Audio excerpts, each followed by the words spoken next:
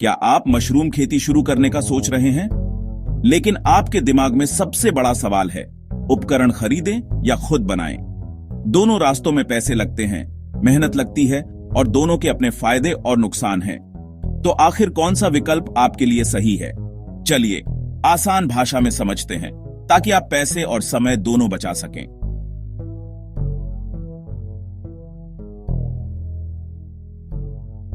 पहला सवाल, मशरूम उपकरण में क्या क्या आता है?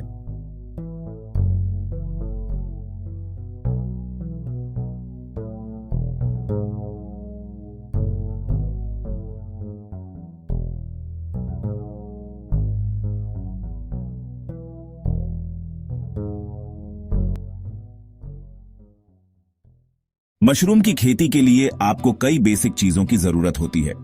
कमरा या शेड जहां मशरूम उगाए जा सकें, ह्यूमिडिटी कंट्रोल यानी नमी बनाए रखने वाला सिस्टम,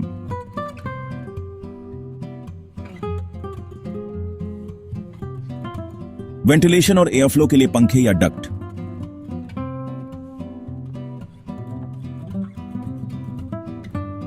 शेल्विंग सिस्टम यानी रैक जिसमें बैग या ट्रे रखी जा सके,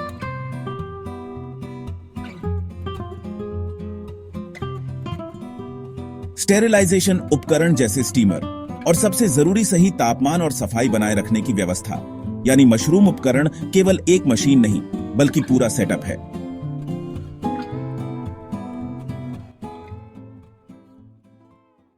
विकल्प नंबर 1, तैयार उपकरण खरीदना। बाजार में आजकल कई कंपनियां मशरूम उपकरण और पूरी यूनिट बेचती हैं। अगर आप ये रास्ता चुनते हैं तो इसके फायदे और नुकसान दोनों हैं। फायदे, पहला, समय की बचत। आपको डिजाइन करने, बनाने या पार्ट्स खोजने की टेंशन नहीं। दूसरा, क्वालिटी का भरोसा। कंपनियां इंडस्ट्रियल स्टैंडर्ड पर मशीनें बनाती हैं। तीसरा, सर्विस और सपोर्ट। खरीदने के बाद आपको इंस्टॉलेशन और रिपेयर में मदद मिलती है। नुकसान, पहला, कीमत ज्यादा। तैयार उपकरण हमेशा महंगे पड़ते हैं। दूसरा, कस्टमाइजेशन की कमी। हर फॉर्म की जरूरत अलग होती है, पर तैयार मशीनें अक्सर वन साइज फिट्स ONL होती हैं। तीसरा, डिपेंडेंसी। कोई पार्ट खराब हुआ तो आपको कंपनी पर निर्भर रहना पड़ेगा। विकल्प नंबर 2, उपकरण खुद बनाना। अब बात करते हैं दूसरे रास्ते की, यानी उपकरण खुद बनाना। फायदे, पहला, कम लागत। आप स्थानीय सामान से बहुत सस्ता सेटअप बना सकते हैं। दूसरा, फ्लेक्सिबिलिटी।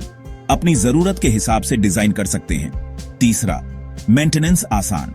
अगर कोई पार्ट खराब हो तो आप तुरंत बदल सकते हैं। नुकसान, पहला, समय और मेहनत ज्यादा लगती है। दूसरा, टेक्निकल नॉलेज की जरूरत। अगर डिजाइन सही नहीं हुआ तो प्रोडक्शन पर असर पड़ेगा।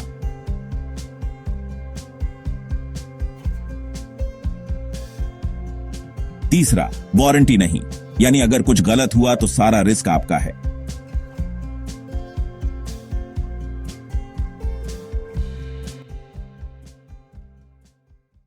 अब आते हैं असली सवाल पर, पैसा कहां बचता है? माना आप मशरूम का छोटा फार्म शुरू करना चाहते हैं। अगर आप तैयार उपकरण खरीदते हैं तो शुरुआत में लागत बहुत ज्यादा हो सकती है। मान लीजिए आपके पास सिर्फ 100 बैग की क्षमता वाला यूनिट है।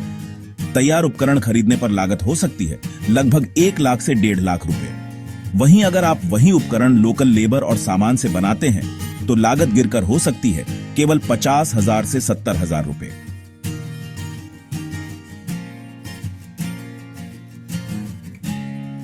अब सोचिए, शुरुआत में आपके पास सीमित पूंजी है, तो क्या समझदारी नहीं होगी कि आप बेसिक चीजें खुद बनवाएं और प्रोडक्शन से होने वाली कमाई को धीरे धीरे अपग्रेड में लगाएं?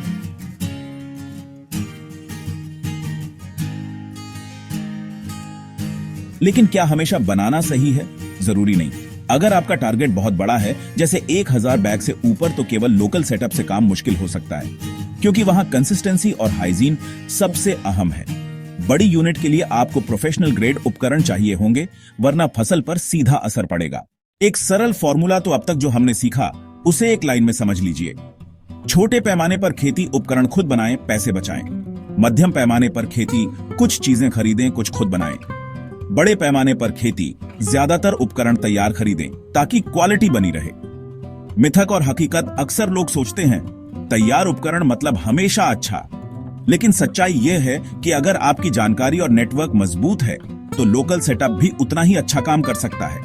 बस शर्त यह है कि आप सफाई, तापमान और नमी के स्टैंडर्ड से कोई समझौता न करें। एक उदाहरण से समझें। रामकुमार, हरियाणा के एक किसान ने शुरुआत की केवल 50 बैग से।